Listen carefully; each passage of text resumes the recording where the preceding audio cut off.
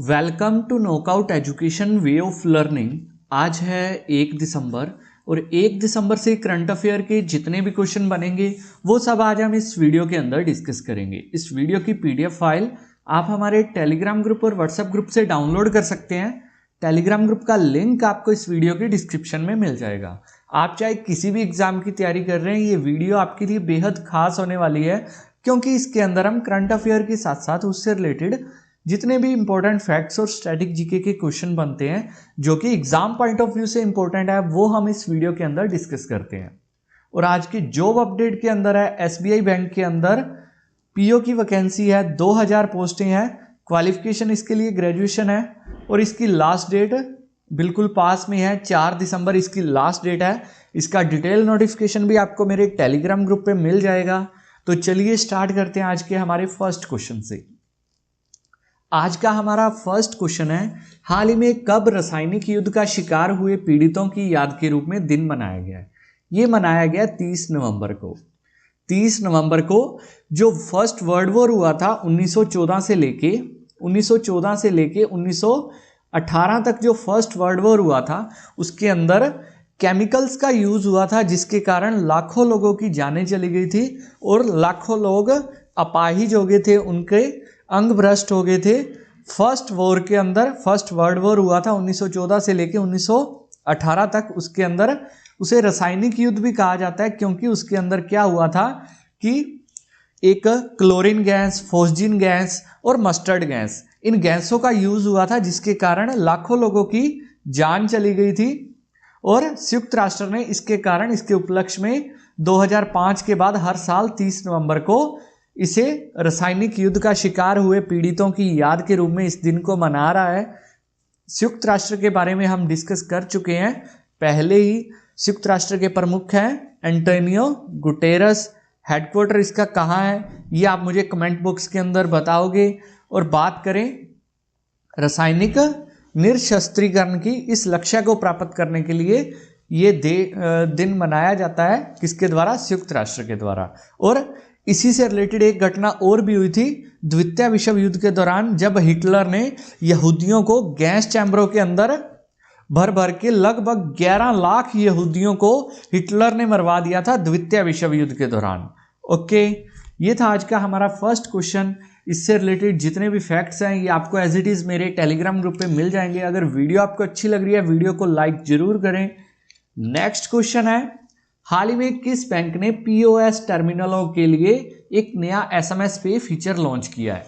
अब ये क्या है पीओएस टर्मिनल?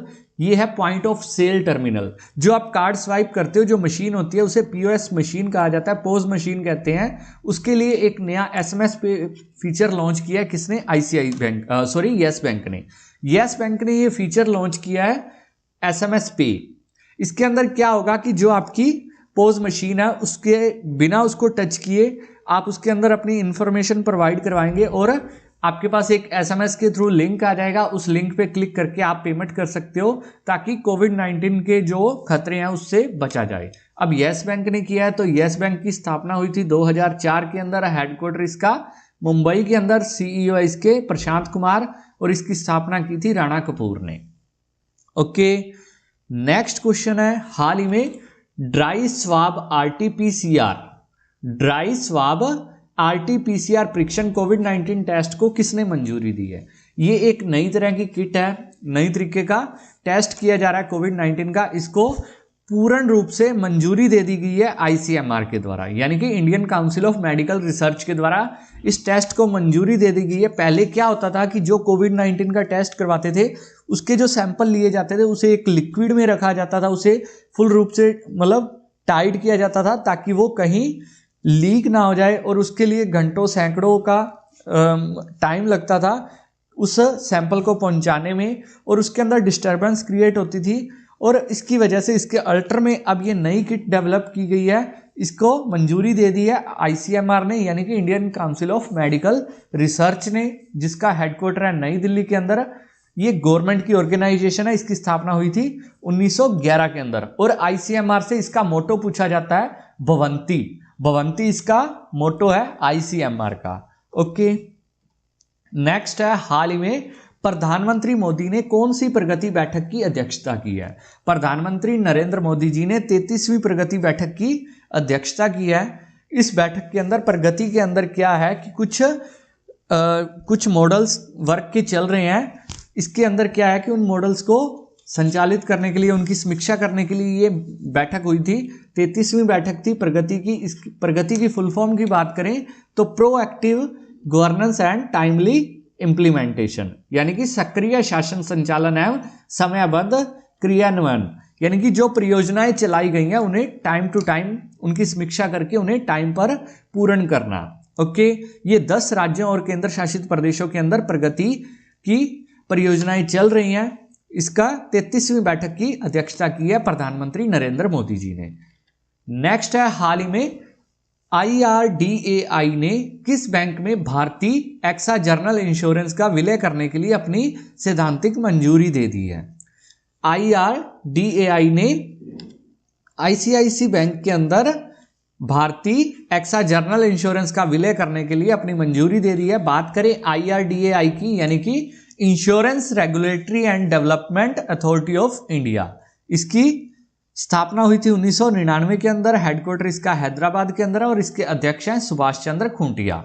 इसने ICICI बैंक के अंदर भारतीय एक्सा जनरल इंश्योरेंस के विलय को मंजूरी दे दी है। ओके, नेक्स्ट है, हाल ही में PM मोदी ने कोरोना वायरस वैक्सीन की समीक्षा करने के लिए किस शहर का दौरा किया है? प्रधानमंत्री नरेंद्र मोदी ने हैदराबाद, पुणे, अहमदाबाद, इन तीनों का दौरा किया है। किसके लिए? जो कोरोना वैक्सीन बनाई जा रही है उसकी समीक्षा के लिए। अब ये क्वेश्चन इंपॉर्टेंट नहीं है कि प्रधानमंत्री ने किन शहरों का दौरा किया है। इंपॉर्टेंट इस क्वेश्चन के अंदर ये है कि इन्होंने हैदराबाद का दौरा किया, तो हैदराबाद के अंदर है भारत बायोटेक का ऑफिस। भारत बायोटेक का ऑफिस जो कि एक वैक्सीन का 3rd ट्रायल के अंदर है। पुणे के अंदर है सीरम इंस्टीट्यूट ऑफ इंडिया का headquarter, serum institute of India, जो कि ऑक्सफोर्ड यूनिवर्सिटी और एस्ट्राजेनेका के साथ मिलके जो कोविशील्ड नाम की वैक्सीन है उसे बना रही है, और वो भी 3rd ट्रायल के अंदर है।